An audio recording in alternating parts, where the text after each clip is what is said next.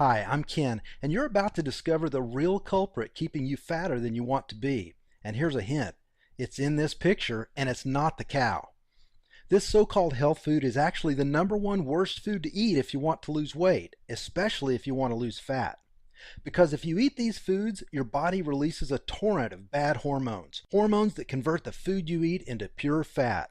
Hormones that inflict cellular trauma and eventually lead to serious illness, even death. You'll also learn the real key to finally sculpting the body you desire.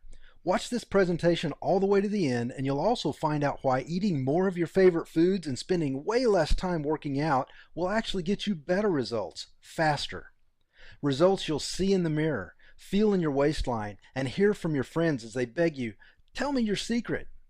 Plus, I'll reveal specific foods which trigger your body to release a flood of fat-melting hormones, hormones that chemically break down fat, literally dissolving years of stubborn fatty deposits from your body at a cellular level to burn them up as fuel. These same hormones restore youthful energy levels, reverse aging, and bottom line, they create strong, healthy humans by unlocking your body's dormant genetics, which I'll explain later. Best of all, you're not required to take any dangerous pills, go on a starvation diet, or do anything that's unhealthy or extreme. By the end, you'll see exactly how to make your weight loss easy, automatic, and permanent by breaking most of the weight loss wisdom you've been taught since childhood. The rules that turned America into the fattest nation in the world. So pay attention because, well, look, you need to hear this because if you eat these types of foods and get everything else right, you'll still never lose fat. But the worst part is, they're a threat to your life. So listen, you need to watch this now because I don't know how long I'll leave all these valuable tips up for free. And if you think you've seen it all, heard it all, and tried it all to lose weight, I guarantee you've never seen anything like this before. I promise you'll be pleasantly surprised when you see just how easy it is to follow these tips to a thinner, fitter you. One tip in particular will completely astonish you. These are the exact tricks that I used to personally lose 31 pounds of pure fat from my midsection. Then I shared them with my mom, dad, and brother, and they lost a total of 164 pounds between the three of them. More on that later. Now remember, I'm about to share exactly how to strip away all those ugly pounds of fat faster than you ever imagined possible, and even more little-known tips for dropping fat by eating more and working out less. First though, I'm going to share a story with you that's very difficult to relive. You'll see why in a moment. So do me a favor, if you aren't serious about losing weight, stop watching now. This is just too painful for me to share with people who can't relate. People who've never struggled with their weight or felt powerless and out of control because of it. However, if you are serious about losing weight, then I want you to keep watching. Deal? Now look, I wasn't always the guy everyone turns to when they finally get sick of failing and get serious about losing weight. And I certainly wasn't always a best-selling fitness expert or the kind of guy who'd be featured in all these major media outlets. In fact, most of my life I was the exact opposite of who you'd turn to for any kind of health advice. Because when it came to being healthy, I was a train wreck. It began in 2002 when my wife Jean and I lost a child. I began to eat for emotional comfort, to ease my pain, which only left me feeling bloated, disgusting, and like I was less than a man. Sure, on the outside I would smile, but the more overweight I got, the more my life just spun out of control. I fell into a depression so bad I was fired after 7 years of all-star performance at Microsoft. I couldn't pull myself off the couch, and no amount of pills helped. And the binge eating was really starting to take its toll. Yet, I turned to food more and more, sinking deeper into despair.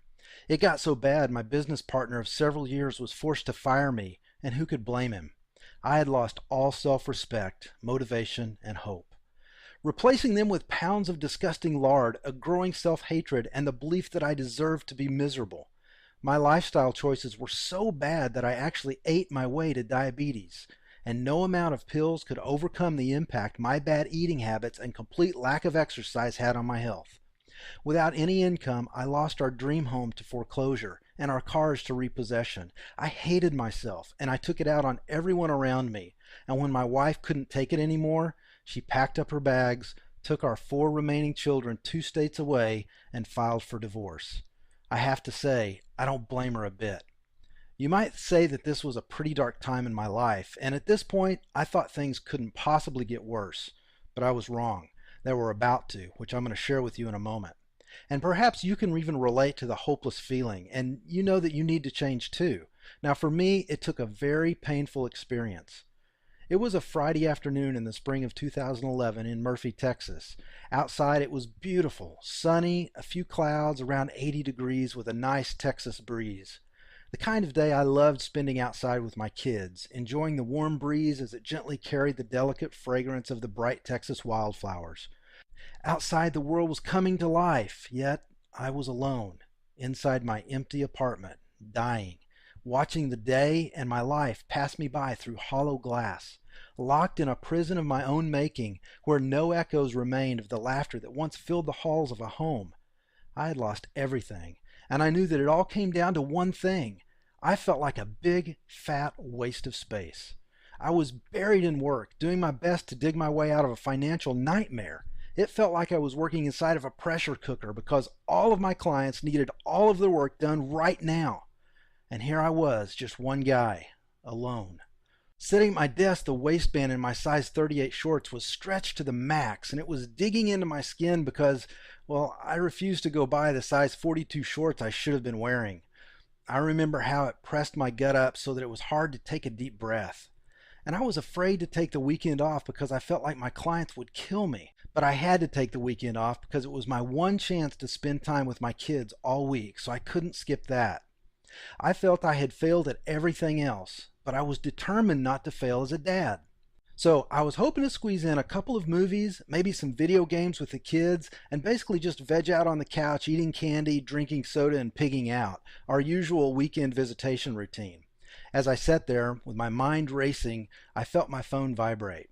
So I pulled it out and saw that my son had just sent me a text. At last, a glimmer of hope in my dark little world. A small smile spread across my face as I thought, he's just as excited to see me as I am to see him.